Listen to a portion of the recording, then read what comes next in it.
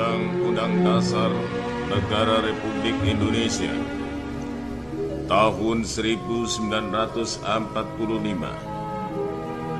Pembukaan.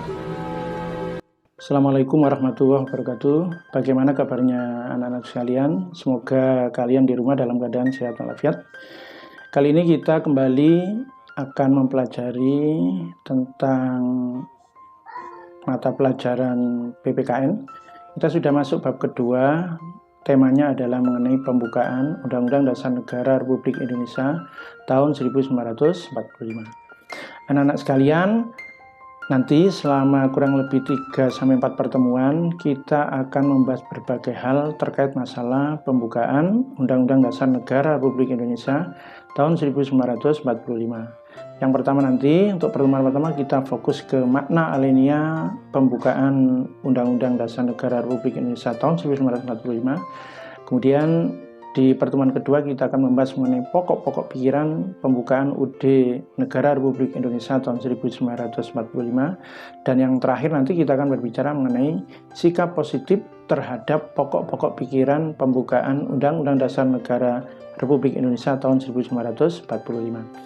Anak-anak sekalian, saya yakin kalian sudah tidak asing lagi dengan yang namanya pembukaan UUD 1945 itu ya. Jadi yang namanya pembukaan Undang-Undang Dasar Negara RI tahun 1945 ini tiap hari Senin pasti dibacakan. Dan saya yakin kalian sudah hafal gitu ya.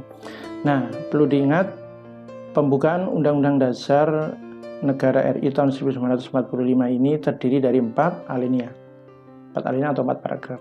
Nah, kalian bisa lihat jadi dari alinea 1, 2, 3 maupun alinea 4. Nah, anak-anak sekalian, untuk pertemuan yang pertama ini kita akan mencoba membahas makna dari setiap alinea yang ada tersebut.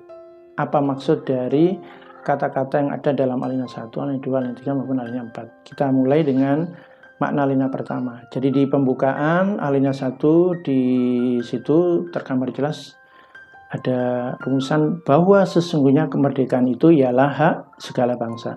Dan oleh sebab itu, maka penjajahan di atas dunia harus dihapuskan karena tidak sesuai dengan pri kemanusiaan dan pri keadilan. Apa makna yang terkandung dari alinea 1 ini? Nah, yang utama maknanya bahwa kemerdekaan ini merupakan hak asasi semua bangsa di dunia. Itulah makna dari alinea 1.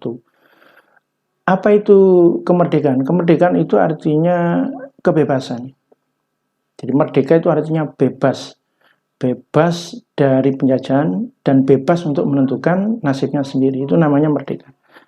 Nah, menurut bangsa kita sesuai dengan apa yang ada dalam alinea 1, dikatakan bahwa kemerdekaan merupakan hak asasi semua bangsa di dunia. Hak asasi itu artinya hak dasar yang dimiliki semenjak lahir oleh setiap manusia sebagai anugerah dari Tuhan Yang Maha Esa. Itu hak asasi. Artinya hak ini tidak bisa diotak-atik, tidak bisa diambil oleh siapapun karena ini merupakan hak. Jadi itulah makna dari alinea 1. Di samping itu, alinea 1 ini juga mengandung 2 dalil, yaitu dalil objektif dan dalil subjektif. Dalil objektif itu dalil yang diterima oleh semua bangsa di dunia. Subjektif ini sesuai dengan kondisi kita, subjektif itu. Jadi dalil objektif dari alinea 1 itu maksudnya bahwa penjajahan itu tidak sesuai dengan pri kemanusiaan dan pri keadilan. Jadi dalil objektif ini artinya pernyataan yang diyakini oleh semua bangsa di dunia bahwa tidak ada satupun bangsa di dunia ini yang mengakui bahwa penjajahan itu sesuatu yang baik. Ya, pasti semua bangsa di dunia mengatakan bahwa penjajahan itu tidak sesuai dengan pri kemanusiaan dan pri keadilan. Kok bisa disebut tidak sesuai dengan pri kemanusiaan? Ya karena dalam menjajah pasti ada yang namanya pembunuhan, pasti adanya kekerasan, pasti ada yang namanya saling menghabisi musuh. Itu namanya penjajahan ya. Di penindasan bangsa satu ke bangsa lain. Selain itu, penjajahan di samping tidak sesuai dengan pri kemanusiaan juga bertentangan dengan pri keadilan. Pastilah yang namanya negara dijajah, maka di situ akan ada negara yang menjajah. Pasti kedudukan antara penjajah dengan yang dijajah itu nggak sama. Lah, adanya pembedaan perlakuan ini namanya ketidakadilan. Jadi penjajahan ini tidak sesuai dengan peri keadilan. Selain dalil objektif, juga mengandung dalil subjektif juga makna alinea 1 ini.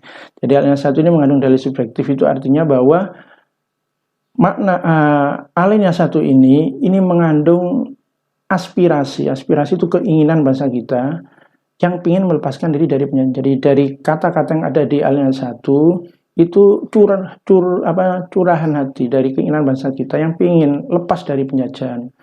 Nah, itu yang dinamakan dengan dalil subjektif. Nah, nanti silakan kalian melalui link Google Form yang saya bagikan, silakan kerjakan tugas di sini. Ini nanti kamu silakan cari apa perbedaan bangsa yang mengalami masa penjajahan dengan bangsa yang sudah merdeka. Apa perbedaannya? Silakan dikerjakan di link Google Form. Kita masuk ke alinea 2. Alinea 2 berbunyi, dan perjuangan pergerakan kemerdekaan Indonesia telah sampailah kepada saat yang berbahagia, dengan selamat sentosa mengantarkan rakyat Indonesia ke depan pintu gerbang kemerdekaan negara Indonesia yang merdeka, bersatu, berdaulat, adil dan makmur. Apa maksud dari alinea kedua ini? Apa maknanya? Jadi intinya bahwa kemerdekaan itu bagi bangsa Indonesia ini bertujuan untuk mewujudkan bangsa yang merdeka, bersatu, berdaulat, adil, dan makmur.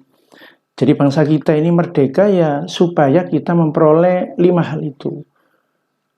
Merdeka, bangsa kita itu pingin bebas dari penjajahan dan bebas menentukan nasib sendiri. Itu keinginan utama dari kemerdekaan kita. Jadi kita ingin jadi bangsa yang tidak dijajah, dan kita ingin jadi bangsa yang bebas menentukan, membangun sendiri apa yang ada di diri kita. Yang kedua, bersatu. Kita tidak ingin bangsa kita menjadi bangsa yang terpecah belah. Kita ingin membentuk negara tunggal, walaupun sukunya banyak, agamanya banyak, kita satu kesatuan menjadi bangsa Indonesia, negara Indonesia. Kemudian yang ketiga, berdaulat. Apa itu berdaulat? Berdaulat itu artinya berhak menentukan arah bangsa kita, berhak menentukan nasib sendiri. Itu artinya negara yang berdaulat, tidak ditekan oleh negara lain. Kemudian yang keempat, yang ingin kita tuju sesuai dengan makna yang kedua adalah kita ingin bentuk bangsa yang adil. Adil itu artinya orang menerima hak sesuai dengan apa yang menjadi haknya. Jadi orang ini mendapat perlakuan sesuai dengan apa yang menjadi haknya. Jadi tidak boleh semena-mena dengan orang lain. Kemudian yang terakhir, makmur. Makmur itu artinya kita ingin bangsa kita ini menjadi bangsa yang dapat memenuhi kebutuhannya, baik kebutuhan yang bersifat lahir maupun kebutuhan yang bersifat batin. Nah, nanti kalian juga silakan kerjakan di link Google Form yang ada ini. Nanti untuk mencapai cita-cita yang 5 hal tadi ya, ingin menjadi bangsa yang merdeka, bersatu, berdaulat, adil, dan makmur, tolong silakan kasih contoh upaya-upaya apa yang bisa dilakukan oleh bangsa kita untuk mencapai itu semua. Nanti dikerjakan di link Google Form. Kemudian kita masuk ke alinea yang ketiga. Di situ dikatakan, atas berkat rahmat Allah yang Maha Kuasa dan dengan didorongkan oleh keinginan luhur supaya berkehidupan kebangsaan yang bebas, maka rakyat Indonesia menyatakan dengan ini kemerdekaannya. Apa makna alinea ketiga ini? Alinea ketiga ini maknanya bahwa kemerdekaan itu merupakan rahmat dari Tuhan yang Maha Kuasa. Nah, selain itu, alinea ketiga ini memuat motivasi bangsa kita, baik yang bersifat spiritual maupun motivasi yang bersifat material dan real. Apa itu motivasi yang bersifat spiritual? Motivasi spiritual itu artinya bahwa bangsa kita ini yakin bahwa kita ini merdeka ini semata-mata karena berkat rahmat Tuhan. Kalau nggak ada rahmat Tuhan, susah untuk memperolehnya. Walaupun kita sudah susah payah mengorbankan harta benda jiwa raga, tapi kalau Tuhan belum menghendaki, kita nggak bisa merdeka. Tapi kebalikannya, walaupun mungkin kita kekuatannya jauh dengan musuh kita, tapi berkat rahmat kuasa Tuhan, kita bisa memperoleh kemenangan. Selain itu ada yang kedua, yaitu motivasi real dan material. Apa maksudnya? Bahwa Motivasi ini mengandung keinginan luhur dari bangsa kita yang ingin berkehidupan yang bebas dan merdeka. Jadi ini merupakan dorongan untuk mewujudkan apa yang ingin kita cita-citakan, yaitu kehidupan yang bebas dan merdeka. Nah, untuk hal ini nanti kita juga ada tugas. Kalian kerjakan aktivitas 2.3 di link Google Form yang akan saya bagikan. Nah, yang terakhir kita masuk makna alinea yang keempat. Ini agak panjang bunyinya, jadi di situ ada kata-kata bahwa kemudian daripada itu, untuk membentuk suatu pemerintah negara Indonesia yang melindungi segenap bangsa Indonesia dan seluruh tumpah darah Indonesia, dan untuk memajukan kesejahteraan umum, mencerdaskan kehidupan bangsa, dan ikut melaksanakan ketertiban dunia yang berdasarkan kemerdekaan, perdamaian abadi, dan keadilan sosial, maka disusunlah kemerdekaan kebangsaan Indonesia itu dalam suatu undang-undang dasar negara Indonesia yang terbentuk dalam suatu susunan negara Republik Indonesia yang berkedaulatan rakyat dengan berdasar kepada ketuhanan yang Maha Esa, kemanusiaan yang adil dan beradab, persatuan Indonesia, dan kerakyatan yang dipimpin oleh hikmat kebijaksanaan dalam permusyawaratan perwakilan, serta dengan mewujudkan suatu keadilan sosial bagi seluruh rakyat Indonesia. Agak panjang ini ya. Nah, apa makna dari alinea 4 ini? Jadi maknanya, alinea 4 ini berisi pernyataan bahwa pemerintah negara Indonesia ini dibentuk untuk mencapai tujuan negara berdasarkan asas politik kedaulatan rakyat dengan bentuk negara Republik Indonesia dan dasar negara Pancasila.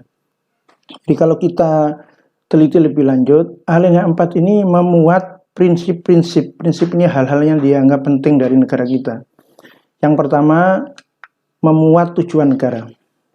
Jadi tadi saya bacakan, saya sampaikan, di alinea 4 mengandung tujuan negara Indonesia dibentuk. Jadi tujuan negara kita itu ada 4. Yang pertama, melindungi segenap bangsa Indonesia dan seluruh tumpah darah Indonesia. Itu artinya yang kita lindungi itu bangsa Indonesia, berarti manusia-manusia yang ada di Indonesia.